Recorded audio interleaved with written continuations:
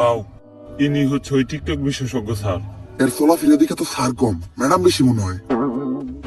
বাউ, টিকটকাররা সব উপরে দিয়ে স্যার, ভিতর দিয়ে ম্যাডামই। এই টিকটক একাডেমির আমি একমাত্র সফল প্রতিষ্ঠাতা ডিজে ঝাঁকানাকা রাব্বি। আমার এই প্রতিষ্ঠান থেকে বাংলাদেশের সব সফল ছাত্রী টিকটকাররা বেরিয়ে গেছে। শুধু তাই না, আমিও একজন স্বনামধন্য টিকটকার হিসেবে মিট আপের নামে বাংলাদেশের সব জায়গায় গিয়ে চর তারপর লাত্তিকতা গিয়ে পুরস্কৃত হয়েছি। এই এদিকে আসো। এই যে আমার এক স্টুডেন্ট আজকে আমাদের এই প্রতিষ্ঠান থেকে টিকটকের পড়ালেখা শেষ করে ছাত্রীর সার্টিফিকেট নিয়ে বের হয়ে যাচ্ছে। ভবিষ্যতে ওই বাংলাদেশের টিকটকে রাজ করবে। টিকটকে রাজ করবো? কিন্তু ওই কেমনে আপনি টিকটকে রাজ করবেন? যাবো এখন দুবাই, পালবো একটা অস্ট্রেলিয়ান গাবি, ভাই বেড়াতে ভিডিও দেখবে, সাথে থাকবে ভাবি। স্যার, আমি ঠিক এর মতো একটা সাপ্লি হইতে চাই। সফল হইতে চাইলে এর মতোই হইতে হইব। স্যার, যেমনি হোক আপনি আমার এরকম একটা সাপ্লি টিকটকার বানায় দেন। এরকম টিকটকার হইতে চাইলে তোমাকে 3টা রুলস মেনে চলতে হবে। প্রথম রুলস, তোমার গেট আপ নিতে হবে ছাপড়ির মতো। অবশ্য গেট আপ নেওয়ার কিছু নাই, তোমাকে অলরেডি ছাপড়ির মতোই দেখা যায়।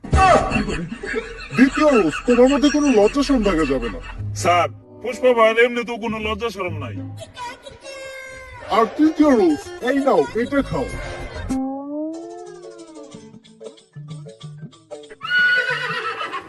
এটা কি স্যার? আরে এটা তো গন্ডারের মুখ। কিন্তু স্যার, এটার কাজ কি?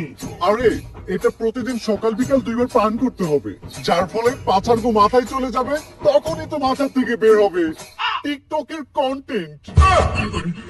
কিন্তু স্যার, আমরা কখন বুঝবো যে উনি একজন সফল ছাত্রী টিকটকারে পরিণত হইছে? যখন দেখবা তোমাদের কমেন্টে হরেক রকমের গালি, গালি ছাড়া আর কোনো কমেন্ট নাই, তখনই বুঝবা তোমরা বাংলাদেশে একজন সফল টিকটকার হয়ে গেছো। চলেন বাউ, তাহলে আমরা কাজ শুরু করি গা।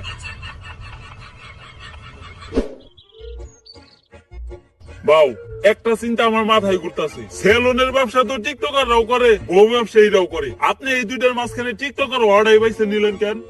আমি যত নিছি এই নামি।